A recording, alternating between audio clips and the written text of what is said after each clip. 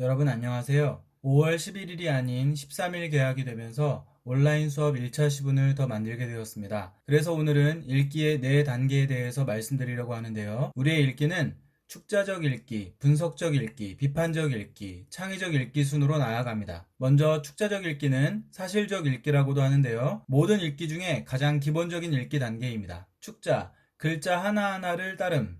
말 그대로 이 단계는 글자 하나하나를 따라가며 읽는 읽기입니다. 읽기의 걸음마 단계라고 할 수 있죠. 글을 읽고 나면 적어도 최소한 그게 무슨 뜻인지 알아듣는 읽기, 말뜻을 알아듣는 읽기 정도로 이해하시면 되겠습니다. 지금 우리가 읽는 이 비문학 텍스트들을 초등학교 2학년 제 딸아이는 읽을 수가 없겠죠? 사실적 읽기, 축자적 읽기가 되지 않기 때문입니다. 다른 읽기 단계도 그렇지만 특히나 이 읽기 단계는 어휘력과 배경 지식이 성공 여부를 결정합니다. 두 번째 단계는 분석적 읽기인데요.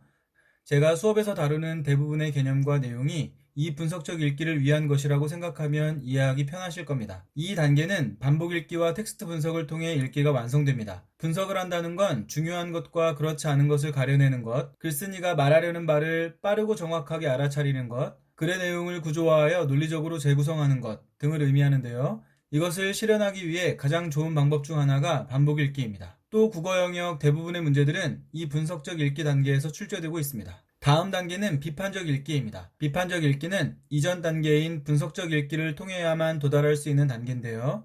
반복 읽기를 통한 텍스트의 분석이 제대로 이루어져야 글쓴이의 생각과 견해와 주장을 받아들일지 말지 결정할 수 있기 때문입니다. 받아들이기로 결정한 독자는 글쓴이의 생각을 지지하거나 보강하는 과정을 거치고 거부하기로 결정한 독자는 저자의 견해를 비판하거나 반박하는 과정을 거치게 됩니다. 수용과 반박이라는 반응으로 이어지는 이 단계의 읽기를 비판적 읽기라 하며 다른 읽기와 마찬가지로 다음 단계로 가기 위해 거쳐야 하는 필수 과정이 됩니다. 이제 읽기의 마지막 단계, 바로 창의적 읽기입니다. 여러분, 여기에서 우리는 창의라는 말을 주목해야 합니다. 앞서 다루었던 축자적 읽기의 축자, 분석적 읽기의 분석, 비판적 읽기의 비판, 축자와 분석과 비판 모두 텍스트라는 영역 안에서 이루어지는 활동들입니다. 모두 텍스트 안에서 시작해서 텍스트 안에 있는 어떤 내용들로 끝나죠. 그러나 창의적 읽기는 그렇지 않습니다. 텍스트 안에서 시작했지만 텍스트 밖에서 끝나는 읽기, 이것이 바로 창의적 읽기입니다. 여러분, 수렴과 발산이라는 개념 다들 알고 계시죠? 읽기는 텍스트가 내 안으로 들어오는 수렴 행위입니다. 세계가 텍스트를 통해서 나라는 존재 안으로 들어오는 것이죠. 그러면 축자와 분석과 비판은 수렴일까요? 발산일까요? 네, 수렴적 행위라고 할 수 있습니다. 기본적으로 주어진 텍스트를 벗어나지 않는 텍스트 안에서 일어나는 일들이니까요. 그러나 창의는 좀 다릅니다. 창의는 수렴이 아니라 발산입니다. 창의적 읽기는 텍스트 안에만 머물러 있지 않습니다. 텍스트라는 경계를 허물고 밖으로 뛰쳐나가는 매우 능동적인 읽기입니다. 지지난 시간에 말씀드렸던 확장적 읽기 기억하시나요? 네, 창의적 읽기가 바로 이 확장적 읽기입니다.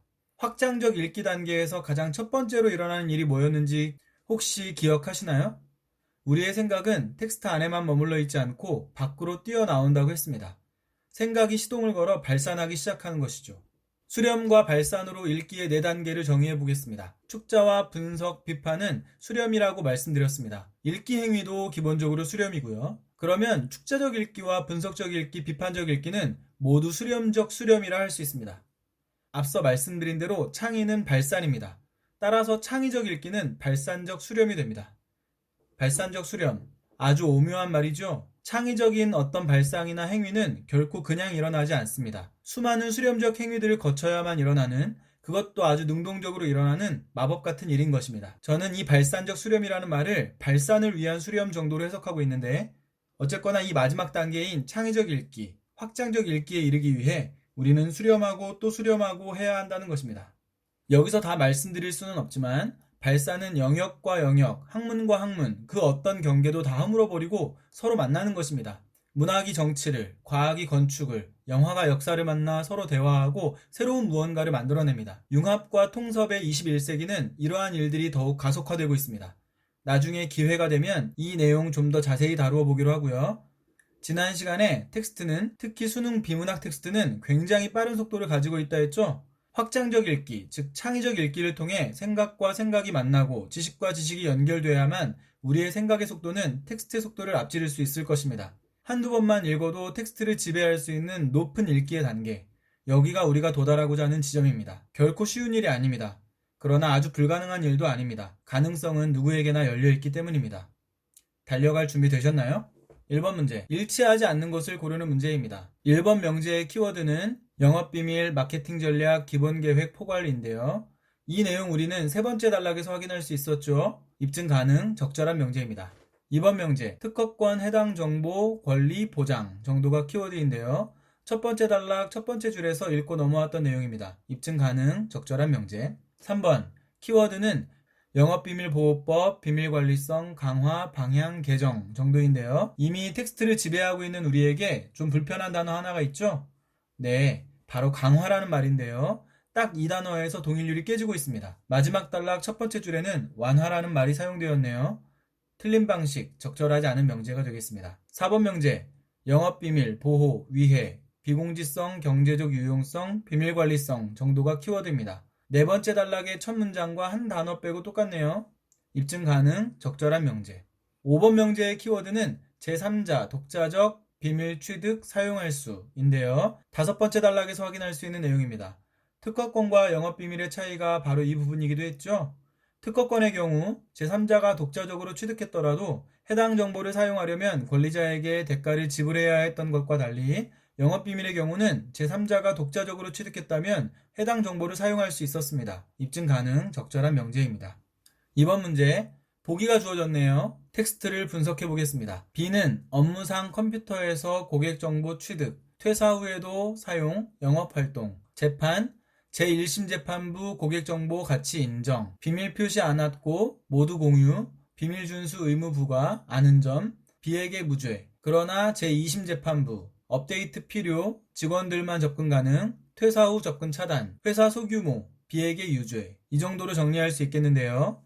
우선 1심과 2심 재판부 모두 해당 정보의 경제적 유용성을 인정하고 있다는 것을 알 수 있습니다. 사실 이는 당연한 얘기이기도 합니다. 경제적 가치가 없는 정보라면 굳이 그것에 대해 권리 운운할 필요가 없는 거니까요. 1심과 2심의 판결이 정반대로 갈린 것은 비밀관리성에 대한 판단으로 보입니다. 1심은 해당 회사가 비밀을 유지하기 위해 상당한 노력을 기울였는가에 대한 판단에서 비밀관리를 하지 않았다라는 주장을 수용하여 B에게 무죄를 선고합니다. 재판부의 판단의 근거로는 비밀 표시 않았고 모두 공유, 비밀 준수 의무 부과 않음 이라는 사실 요소들을 제시합니다. 즉, 영업비밀의 보호 요건 중 하나인 비밀관리성을 문제 삼아 해당 업체가 과연 이 정보를 비밀로 유지하기 위해 애썼는가 따지고 있는 것입니다. 비밀 표시 않았고 비밀로 유지하고자 했으면 표시했겠죠? 모두 공유, 비밀 아니란 얘기죠. 비밀 준수 의무 부과하지 않음, 해당 정보가 공개되길 원치 않았다면 비밀 준수 의무를 부과했겠죠. 1심 재판부의 판단 과정은 대충 이런 것입니다. 그래서 B씨의 손을 들어준 것입니다. 그러나 2심은 정반대의 주장을 수용했죠. 여기서도 기준은 비밀관리성인데요. 해당 업체가 비밀관리성 요건을 갖추었다고 판단했습니다. 즉, 비밀을 유지하기 위해 상당한 노력을 기울였다고 판단한 것인데요. 2심 재판부의 판단을 뒷받침하는 사실 근거들은 업데이트 필요, 직원들만 접근 가능, 퇴사 후 접근 차단 정도인데요. 업데이트 필요라는 말은 상당한 노력이라는 말과 동일률이 성립합니다. 직원들만 접근 가능이라는 말과 퇴사 후 접근 차단이라는 말도 업체가 해당 정보를 비밀로 유지하기 위해 노력했음을 알 수 있게 하는 사실 요소들입니다. 또한 2심 재판부는 회사 소규모라는 점까지 고려했는데 이 부분은 마지막 단락에서 확인할 수 있는 내용입니다. 그런데 여러분, 1, 2심 재판부가 각각의 주장, 즉 의견을 판단하기 위해 사실 근거들을 찾고 하는 것들을 보니 뭔가 떠오르는 게 있지 않나요? 그게 뭘지 강의를 들으면서 한번 생각해 보세요. 이 영상 마지막에 설명해 드리겠습니다. 보기의 내용 이 정도로 정리하고요. 명제 보겠습니다. 1번 명제. 키워드는 1심 재판부, 정보, 가치 인정, 경제적 유용성 인정 정도가 키워드인데요. 네 번째 단락 세 번째 줄에서 확인할 수 있는 내용입니다. 입증 가능, 적절한 명제. 2번, 1심 재판부 비밀 표시 않았다는 것, 비공지성, 이 키워드입니다. 딱 봐도 아시겠죠? 어떤 말이 틀렸나요? 네, 비공지성이죠? 비공지성은 불특정 다수가 해당 정보를 모르고 있는 것으로 쉽게 조사되지 않는 것이었습니다. 비밀 표시 않았다는 것은 비밀관리성과 연결시켜야 동일률이 성립합니다. 틀린 방식으로 적절하지 않은 명제, 이게 답이네요. 3번 명제, 키워드는 2심 재판부, 직원들만 접근 가능, 퇴사 후 접근 차단, 비밀관리성인데요. 보기 정리하면서 다 말씀드렸던 내용이죠. 본문에서는 네 번째 단락 뒷부분을 이용해 판단할 수 있는 내용들이고요. 비밀고지, 접근 방법 제한, 의무 부과 같은 키워드가 보이네요. 입증 가능, 적절한 명제. 4번, 2심 재판부, 비회계 유죄, 소규모 회사 보호 효과 정도가 키워드인데요. 마지막 단락에서 확인할 수 있는 내용입니다. 입증 가능, 적절한 명제. 5번 명제, 키워드는 2심 재판부, 회사 소규모 고려, 비밀 유지 노력 인정 정도인데요. 이것도 4번과 마찬가지로 마지막 단락을 통해 판단 가능하겠네요. 입증 가능, 적절한 명제입니다.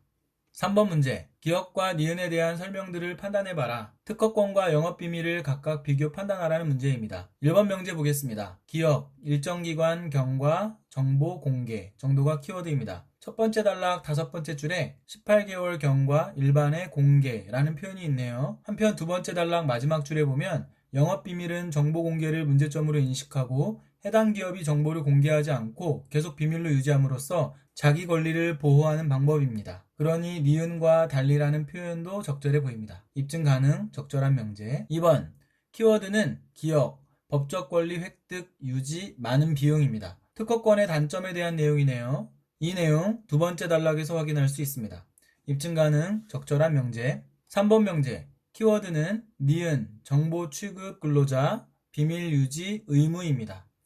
영업비밀은 특허권과 같이 공개적인 권리가 아니기 때문에 비밀 관리성 측면에서 정보 취급자의 비밀 유지 의무 준수가 중요한데요. 이 내용 네 번째 단락에서 확인할 수 있습니다. 입증 가능, 적절한 명제. 4번 명제, 니은, 정보, 소유자, 독점적 이익, 기간 짧다 정도가 키워드로 보입니다. 독점적 이익 기간에 관한 문제인데요. 결론부터 말씀드리자면 짧을 수도 길 수도 있습니다. 특허권의 독점적 이익 기간이 20년으로 짧지 않은 기간이긴 하지만 만약에 20년 이상 영업비밀이 유지된다면 특허권에 비해 더 긴 기간 독점적 이익을 누릴 수도 있는 것입니다. 틀린 방식으로 적절하지 않은 명제. 5번, 기억이나 니은, 정보, 부당한 방법, 취득, 사용, 법적 제재가 키워드인데요. 사실 부당한 방법 취득 사용에 관한 직접적인 언급은 특허권에는 없고 영업비밀에만 나와 있는 내용이긴 합니다. 세 번째 단락의 산업 스파이, 부당 스카우트에 대한 언급 정도인데요. 이런 내용이 없더라도 부당 취득 사용, 법적 제재에 대한 판단을 충분히 할 수 있습니다. 제시문은 특허권과 영업비밀이 법적으로 어떻게 보호되는가에 관한 글입니다. 이 말은 법을 위반할 경우 그 행위에 제재를 받는다. 즉, 부당 취득 사용 시 법적 제재라는 명제의 내용을 전제하고 있다고 볼 수 있습니다. 입증 가능, 적절한 명제. 4번 문제, 보기 분석해 보겠습니다. 동일한 발명, 어느 발명 특허권 부여, 선출원주의, 시기에 관계없이 먼저 출원 권리 부여, 공개, 대가, 권리 부여, 합리적, 신속한 공개 유도. 이와 달리 선발명주의, 먼저 발명 권리 부여, 특허 획득 절차 비용, 영세 발명가 보호 장점. 하지만 발명가 일지 작성, 증거나 증인 확보, 특허청 발명의 시기 확인 불편. 이 정도로 분석해 볼 수 있겠습니다. 선출원주의는 먼저 공개를, 선발명주의는 먼저 발명을 중시하는 입장이라 볼 수 있습니다. 전자는 산업발전을 촉진시키는 효과가 있다면 후자는 기회균 등의 측면이 있습니다. 물론 후자라 해서 산업발전을 촉진하는 측면이 없다는 것은 아닙니다. 다만 상대적으로 그렇다는 말이죠. 1번 명제, 먼저 출원, 우선, 선출원주의, 신속한 공개, 발전 촉진, 특허청 취지 부합 정도가 키워드입니다. 점에서까지가 사실 부분, 뒷부분의 특허청 취지 어쩌구가 의견 부분인데요. 본문 첫 단락에 보면 특허법은 18개월이 되면 정보를 공개해버린다고 했죠? 이유는 산업발전 촉진이라고 나와 있습니다. 여기서 이유와 취지는 문맥상 같은 의미고요. 적절한 것으로 보입니다. 입증 가능, 적절한 명제. 2번, 키워드는 발명, 보호, 장려, 선출원주의, 먼저 공개, 대가 정보 사용 권리입니다. 이 명제도 사실의견 명제인데요. 1번 명제와 달리 사실과 의견의 순서가 뒤바뀌어 있습니다. 즉, 보기에서 확인할 수 있는 이 명제의 사실 요소는 선출원주의 뒷부분인데요. 선출원주의 이후의 내용은 발명, 보호, 장려 측면이다. 이렇게 볼 수 있습니다. 1번 명제와 마찬가지로 이 부분 본문의 첫 단락 마지막 문장에 나와 있습니다. 입증 가능, 적절한 명제입니다. 3번 명제, 특허권 공정 부여, 선발명주의, 발명 시기 객관적 확인 가능해야 정도가 키워드. 선발명주의는부터 뒷부분의 내용은 보기에서 확인할 수 있는 내용이고요. 이 내용을 바탕으로 앞부분의 공정성이라는 보편 일반적인 판단을 요구하고 있는데 문제없는 판단으로 보입니다. 입증 가능, 적절한 명제. 4번 명제, 특허권 소유 경비 측면, 선발명주의 영세한 발명과 보호가 키워드인데요. 이 명제는 보기의 내용만으로도 진위를 판단할 수 있는 사실 명제입니다. 입증 가능 적절한 명제입니다. 5번 모두 정보 독자적 획득, 제3자에 대해 특허권 행사 방법 정도가 키워드인데요. 특허권 행사 방법이라는 말에서 행사라는 표현은 이미 특허권이 부여된 것을 전제합니다. 즉, 특허권은 이미 특정 개인에게 부여되어 있는데 제3자가 해당 정보를 독자적으로 획득했을 경우 자기 권리를 어떻게 행사할 것인가 하는 문제. 어떻게 행사한다고 했죠? 네, 투자 자금을 회수한다고 했죠? 쉽게 말해 사용료를 받는 겁니다. 그러나 보기의 내용은 아직 특허권 부여 단계에 관한 얘기입니다. 특허권의 부여와 행사, 이 차이를 구별해야 판단할 수 있는 명제였습니다. 틀린 방식으로 적절하지 않은 명제가 되겠네요. 5번 문제, 어휘 문제인데요. 심사를 거치다 해서 A, 거치다는 과정이나 단계를 통과하다 라는 뜻인데 1번 선지의 거치다와 같은 의미로 볼 수 있겠습니다. 정답 1번. 나머지 선지들은 어떤 의미적인 차이들이 있는지 한번 여러분이 찾아 비교해 보시고요. 오늘 문제풀이는 이쯤에서 정리하고 아까 2번 문제에서 말씀드렸던 거 생각 좀 해보셨나요? 네, 벌써 눈치채신 분들도 있겠지만 지금부터 말씀드리겠습니다. 법정에 가면 원고와 피고 두 주장이 팽팽히 맞섭니다. 두 의견이 맞서는 것이죠. 각각 자기 주장, 자기 의견이 참임을 입증해야 합니다. 입증은 사실을 통해서만 가능합니다. 1심 재판부는 그냥 판단하지 않았습니다. 사실 요소들을 바탕으로 어느 한쪽의 주장을 수용한 것이죠. 내가 보니까 비밀 표시도 안 했고 모두가 공유했고 비밀 준수 의무도 부과하지 않았는데 당신 업체 이 정보가 정말 영업비밀 맞나? 인정하기 어렵다 정도로 판단하며 판사는 B의 무죄를 선고합니다. 2심 재판부도 사실 요소를 바탕으로 판단합니다. 지속적인 업데이트도 필요하고 직원들만 접근 가능한 정보이고 퇴사 후에는 접근을 차단한 걸 보니 영업비밀 맞네. 게다가 이 회사는 비밀을 관리할 여력도 부족한 소규모 회사잖아. 보여줘야지. 판사는 해당 업체의 주장을 수용하며 B에게 유죄를 선고합니다. 동일률을 적용해 볼까요? 판단이라는 것은 우리의 것이나 재판부의 것이나 동일한 것이어야 합니다. 국어 문제를 풀다 보면 세상을 살아가다 보면 우리는 서로 충돌하는 수많은 의견들을 맞닥뜨리게 됩니다. 가장 명쾌하고 분명한 판단의 도구는 사실과 기준입니다. 기준은 우리가 살아가면서 계속해서 점검하고 다듬어야 하는 것이 맞고요. 보편 상식 일반에 대해서는 이미 말씀드린 바 있습니다. 사실 요소는 가장 강력한 논리 도구입니다. 이 확실한 도구를 사용하려면 어떻게 해야 할까요? 네, 텍스트를 지배해야 합니다. 그게 법정이든 국어 문제든 말이죠. 댓글에서 제 용어가 낯설다 하신 분들이 좀 있었는데요. 사실 명제, 의견 명제 이런 맥락에서 나온 말들이니 다들 조금 더 친근해지셨길 바랍니다. 과제 안내하겠습니다. 오늘 수업 앞부분에 창의적 읽기와 확장적 읽기, 발산적 수렴에 대해 말씀드렸는데요. 이 발산적 수렴이라는 개념으로 인문예술 10강의 백허와 단우저를 평가해 보시기 바랍니다. 건강한 모습으로 교실에서 뵙겠습니다. 여러분, 오늘도 수고하셨습니다.